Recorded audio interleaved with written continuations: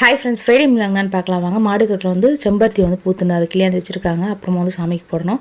இன்றைக்கி வந்து பார்த்திங்கன்னா கத்திரிக்காய், முருங்கைக்காய், உருளைக்கிழங்கு, மாங்காய்லாம் போட்டு காரக்குழம்பு, அதுக்கப்புறம் சத்து மாவு வந்து கலரி வச்சுருக்கேன். காலைல பிரேக்ஃபாஸ்ட்டுக்கு கேரட் பொரியல், சாதம், லஞ்ச் எல்லாமே பேக் பண்ணிவிட்டு பார்த்தாக்கா பாப்பா வந்து பார்த்திங்கன்னா அவங்க அப்பா ட்ரெஸ் எல்லாமே தூக்கி வந்து போட்டுட்டு இருக்காங்க.